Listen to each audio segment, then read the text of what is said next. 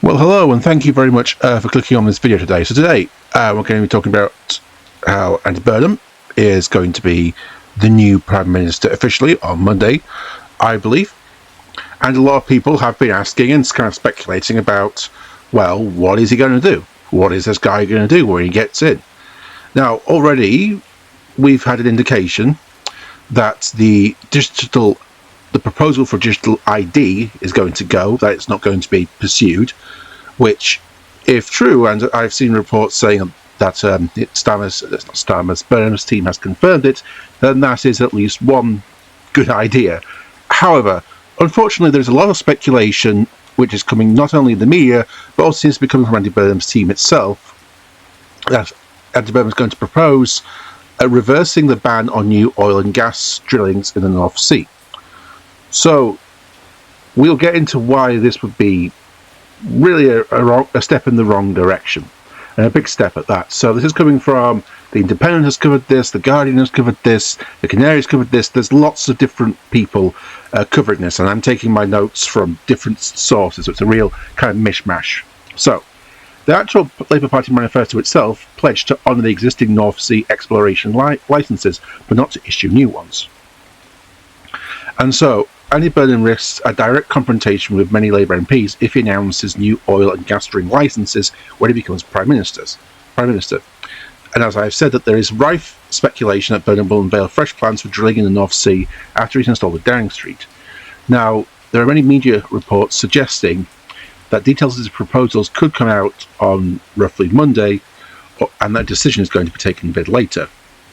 Now, Burnham's team has not confirmed the details of its North Sea plans, and whether they would involve new exploration licenses or so-called tiebacks, and this is where offshore oil and gas fields are connected to already approved production facilities via pipelines. Now, as I've said in the Labour 2024 manifesto, it pledged to honour existing exploration licenses, but not to issue new ones due to, having to deal with climate change and also having to try and reduce our reliance on fossil fuels. So, as The Guardian notes, The Guardian understands that tieback arrangements would allow new drilling to take place without technically breaching the manifesto commitment, although any new activity is likely to anger a lot of backbenchers and campaigners. And one source said that the prospect of new drilling was the subjective of extensive discussions amongst MPs, many of whom were worried that it could affect the climate while having little impact on energy bills and security. So this largely concerns two sites, Rosebank and Jackdaw, off the coast of north-east Scotland. So to give you a bit of history about this, licences for the proposed sites were approved under the Conservatives, but were overturned last year by a Scottish court, which ruled that the government would have to consider the environmental impact before agreeing to let the new drilling was going to go ahead. The Energy Secretary Ed Miliband, a Burnham ally, who is tipped to have a senior role in his cabinet, has previously described the Rosebank licence as climate vandalism. And so we go to a Labour MP called Mike Reeder, who is part of Labour's environmental campaign group, which backed Burnham for leadership, and says that any new licences would have zero impact on household bills, as they would likely generate a tiny proportion of the energy needed to power the UK. Others in the party want to see a shift of focus towards renewable energy, which they believe would reduce the impact on the environment and provide more longer-term security amid increasing global stability. And experts have argued that the North Sea gas licences would have little influence on the prices on the UK, as it is highly integrated with the European and global markets. And Reeder then goes on to say, if Andy is looking to cut the cost of energy, new licences aren't going to touch the sides. Reeder, who is also on the Energy Security and Net Zero Committee, said it will not do anything to job security long term in Aberdeen. We have to continue to remove this fossil fuel dependency from the UK. If Andy's looking for ways to stem job losses in Scotland, particularly in Aberdeen, I would much prefer we were putting every focus into unlocking wind power. If this does come forward, it'll be clear that Andy's focusing on short-term challenges for jobs in Scotland. I can see the argument being that doing in the short term gives security to a group of people who have become a political football. Now, one thing to bear in mind is that the actual amount of gas that is being produced by the North Sea licenses is very small. So the Guardian reported that hundreds of the new North Sea licenses that were granted by the last Conservative government during their 14 years of power produced just 36 days of gas. That's it. It was very small. So really, granting more North Sea gas licenses or oil licenses would be unlikely to produce any more gas for the UK. So we then go to Tessa Khan, who is the executive director of the renewable energy campaign group Uplift, who said that approving new licenses would suggest that Burnham is not taking the interests of the ordinary people very seriously, and instead of prioritising the interests of profitable oil and gas companies who have been lobbying like hell for the expansions of these new licenses. And she then goes to say, as for our energy security, which is clearly on people's minds, 80% of the oil we produce in the North Sea ends up being exported. That's not going to go into people's cars or British industry, which is always the problem. People always go on and on and on about, when it comes to fossil fuels, about it reducing the price of energy. But as she points out, and it is a very clear established fact, the majority of North Sea oil and gas is exported to other parts of the world. That's what the companies are there to do.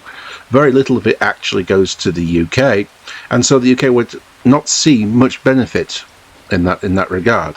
She then goes on to say there is very little oil left in the North Sea anyway, and a field like Jackdaw would only make about 2% difference to how much we have to import to meet our gas demands. In the weeks and months that the UK has experienced record-breaking heat, the science is crystal clear. We can't burn all the oil and gas in the existing fields if we're going to stay within safe climate limits. And we are saying this as there is fires in the Cairngorms, there's huge wildfires in Canada. Many parts of the world are quite literally on fire. So to then kind of shift away from renewable green energy into fossil fuels is utter madness, because we can't take the heat and the dryness. It's creating severe environmental problems, and it's only going to get worse. It's not going to get any better anytime soon. So Tessa Khan also says, saying yes to additional fields is really a clear signal that this is a government that isn't going to take the climate crisis seriously, given the huge amount of genuine pain, disruption and suffering that the heat waves have caused in recent weeks. That's a huge mistake. So there's also other people that have chimed in on this. So Bob Ward, who is a policy director at the Grantham Institute on Climate Change and Environment, based in the LSE, said the remaining oil and gas is in more inaccessible places. More inaccessible places require higher operating costs. They are only really economically viable as long as consumer prices are high. It really is locking into us into a regime in which one would have to expect high consumer prices. It's completely perverse to be doing that when we should be focusing on getting our electricity prices down, which exactly. Energy needs to be nationalised, and as part of that we can cut the prices very easily by removing energy companies that are basically just middlemen. There are many energy companies that don't produce any energy. All they do is basically buy energy from the people that make it, and then they sell it on for a higher price. And if we remove them, just basically trim the fat as it were, then electricity prices could be brought down.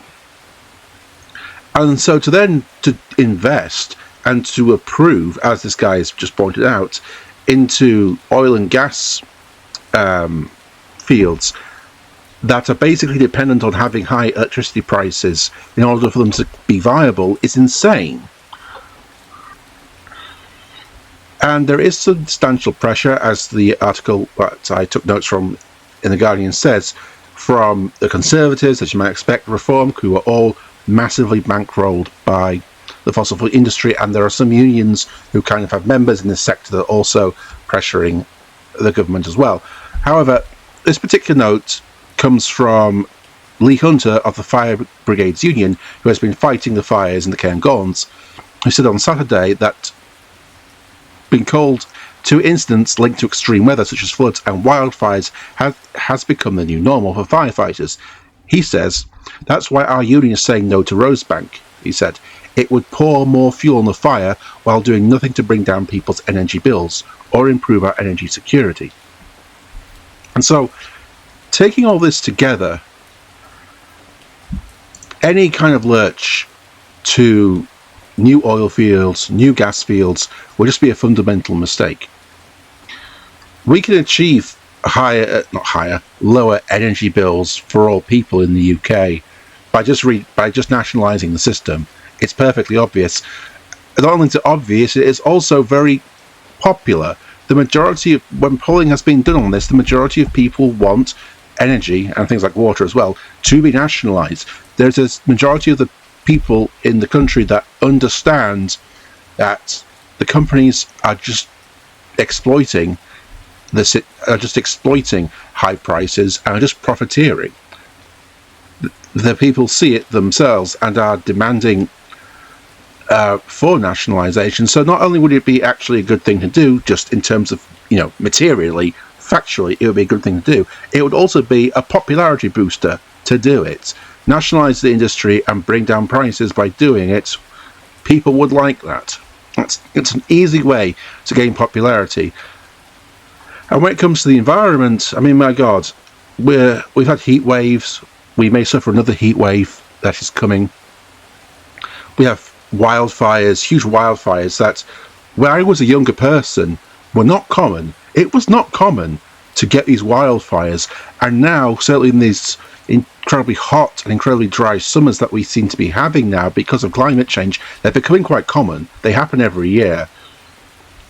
Not just in Canada, in the US, and here in the UK, we're having it in many parts of Europe. They're also having these wildfires that 10, 15 years ago were just not common. They weren't. I remember. I am old enough to remember. And so we can't... anything that we can do to try and turn off the gas, so to speak, when it comes to climate change is incredibly important, and we shouldn't be shied away from people like the Conservatives or Reform, who are basically just paid spokespeople of the fossil fuel industry, essentially, especially Reform. The fossil fuel industry are their main campaign contributors. But anyway, what do you think about this potential lurch to oil and gas fields?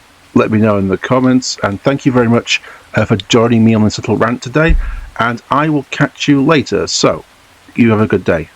Bye bye.